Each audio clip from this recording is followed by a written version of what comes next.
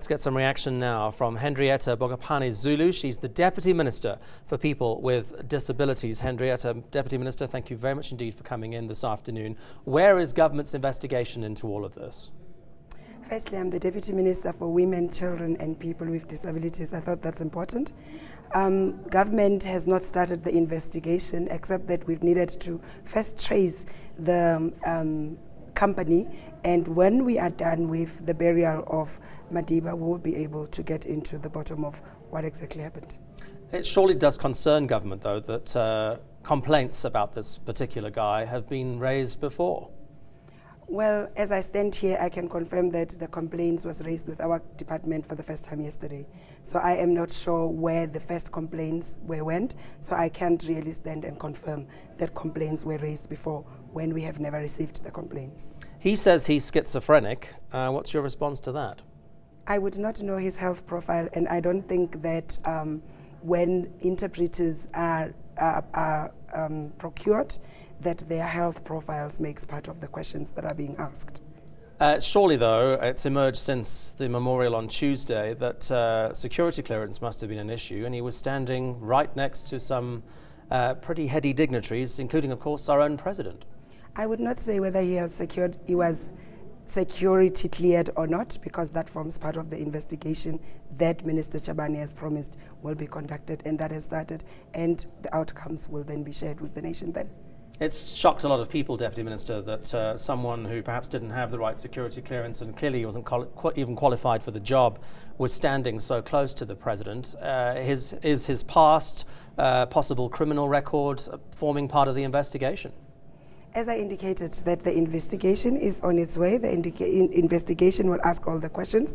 Whether he was cleared and whether he had a criminal record, that we can't comment on because it's part of the security clearance. Whether he was standing in front of the President or next to the President, he had his accreditation. So I think, like all of us, the general very overhead clearance was done because he did get his accreditation. But in terms of whether he is qualified as a sign language interpreter, I would say he's not qualified. So there is agreement. He's not qualified as a sign language interpreter. And we don't have unit standards that actually formalizes who we would then put on the pedestal and say this is a qualified South African Sign Language interpreter, because we're finalizing the structure of the South African Sign Language. So it would be unfair. But we agree that he is not at the level of a sign language interpreter, basic as it might be.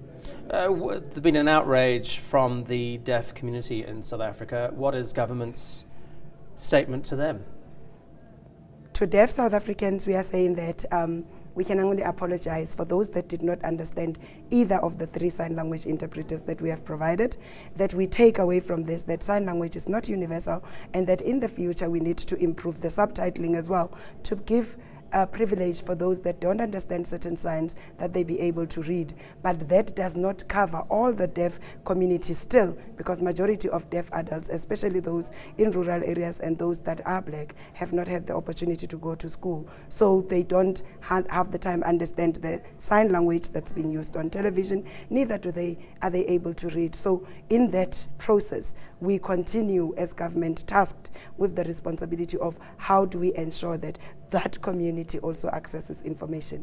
And I think in the process of trying, it is mishaps such as these that happens. That indicates that we are on a road of giving deaf people access to information. And we're very honored that at least the media is beginning to work with us in actually highlighting the importance of sign language as a language for deaf people, and that it is important for deaf people to also have all the information that we all get on a daily basis. But it also highlights the challenges of everyday life that deaf people go through.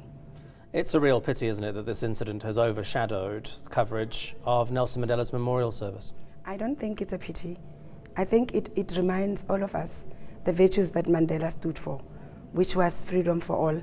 And when in 1995, when he addressed disabled people, he said that South Africa will never be free until all of the needs of people with disabilities who are South Africans and disabled people around the world are free. So it can only be at his memorial service on the 10th of December on Human Rights Day that we look back and remember this day, that it is the day that sign language was messed up, and that is the day that we have the responsibility in his legacy to begin to continue the journey to bring everybody their liberation, their freedom, and that their language be recognized as the 12th official language in this country.